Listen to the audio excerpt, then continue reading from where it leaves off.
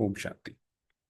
तो आज की इस वीडियो में हम देखेंगे कैसे राजयोग हमें जीवन जीने की कला सिखाता है।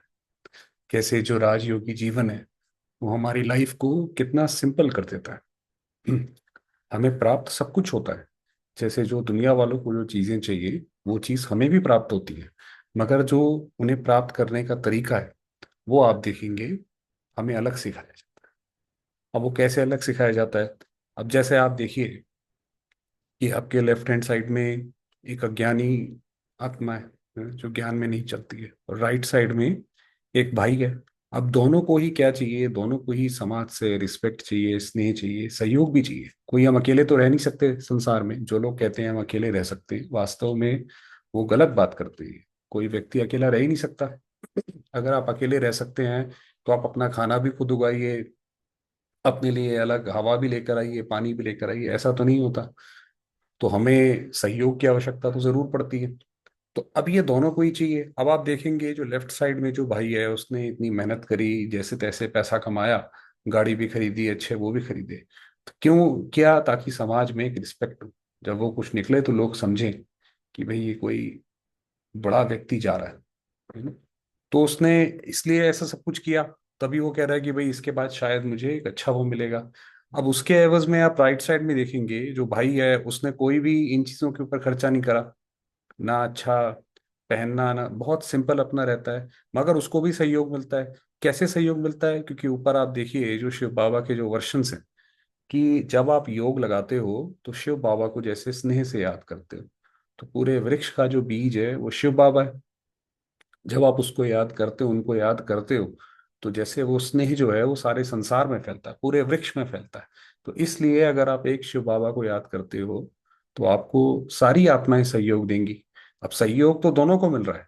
एक को मिल रहा है बड़ी मुश्किल से जो लेफ्ट हैंड साइड है, और राइट हैंड साइड में बस वो जो भाई है वो अपना एक बाबा को याद करता है, और उसकी वजह से उसको उसका सहयोग प्राप्त होता है। एक बाबा को याद करो तो बस उसके अंदर सब कुछ समाया हुआ है। इसीलिए बाबा की जो याद है वो इतनी शक्तिशाली है। अब उसमें हम थोड़ा सा और आगे बढ़ते हैं। तो जब नेक्स्ट उस पे आते हैं तो आप देखेंगे कि इसके अंदर अब ये दिखाया हुआ है कि इस वक्त दुनिया में हर एक व्यक्ति जो है वो पैसे के पीछे, संसाधनों के पीछे भाग रहा है। स्कूल में अच्छे से अच्छे अपने बच्चे का एडमिशन कराओ, क्यों? कहीं हम पीछे ना रह जाएं, है ना? पैसा भी इतना कमाओ, चाहे जैसे मर्जी कमाओ, बस कमा लो सारा का सारा। तो सारी दुनिया जैसे उसमें कहीं रुकने का कोई सवाल ही नहीं पैदा होता, है ना? इसलिए व्यक्ति पूरी जिंदगी भागता रहता है पैसे के पीछे। अब तो आप देखिए लोगों को 22 22 25 25 साल की उम्र में हार्ट अटैक भी आ रहा है।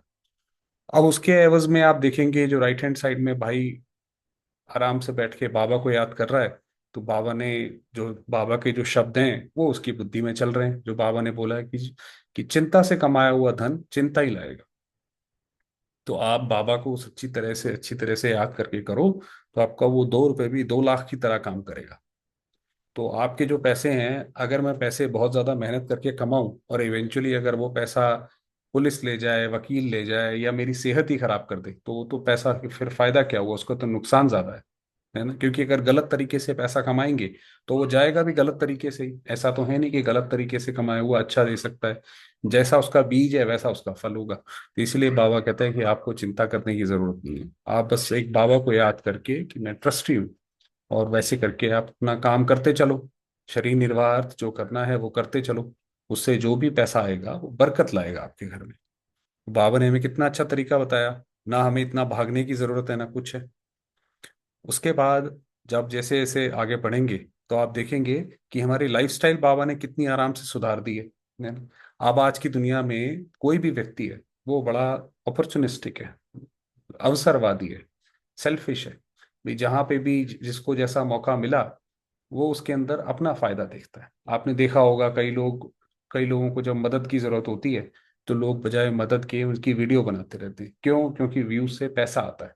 तो यानी कि इंसानियत यहाँ पे इतना नीचे आ गई है कि बजाय जो जानवर भी जानवर की मदद करता है, वहां पे इंसान मदद करने की बजाय अपना फायदा ढूंढता है। अभी पीछे भी कौन से एक क्रिकेटर का हुआ था, तो जब उसका एक्सीडेंट हुआ कार में, वो बेचारा जख्मी पड़ा हुआ था, लोग उसकी फोटो खींच रहे थे, है ना?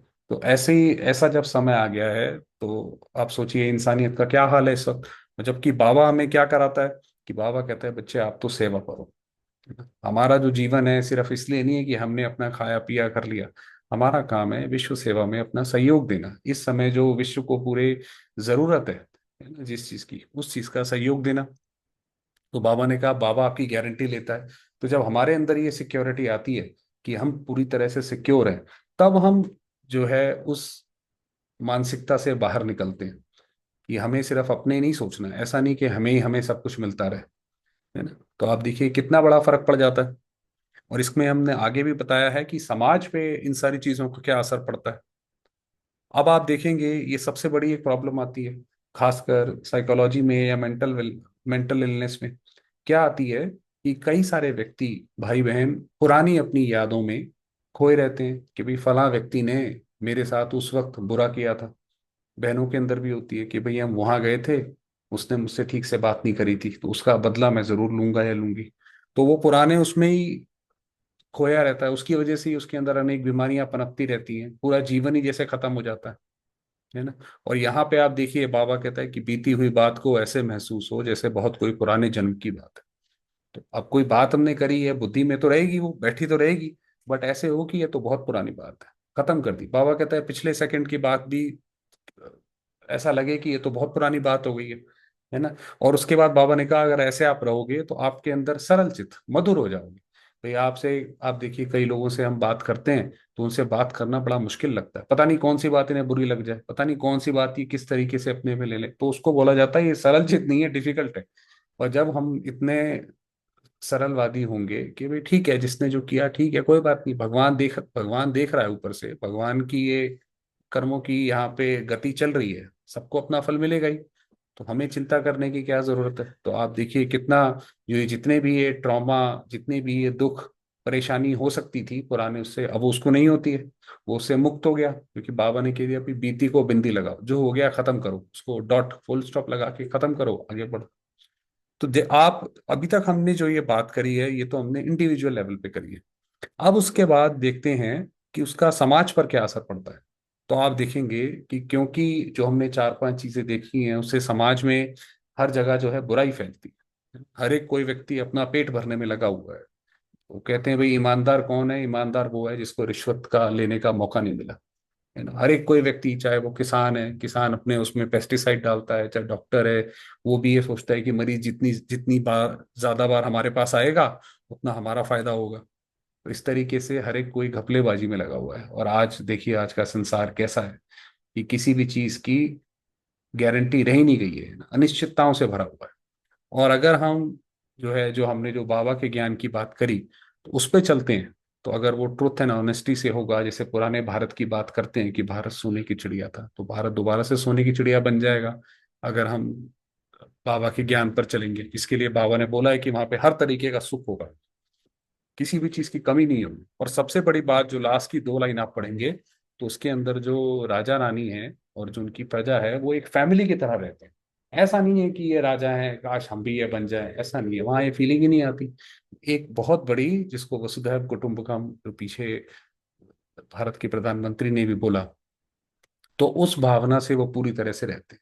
तो जब वो ऐसे करके रहते हैं उसकी वजह से ये भारत सुखमय संसार, सोने की चिड़िया और विश्व पर राज्य करता है। तो इस तरीके से राजयोग हमें पूरा मदद करता है। तो आज की वीडियो को यहीं पे हम समाप्त करेंगे। ओम शांति।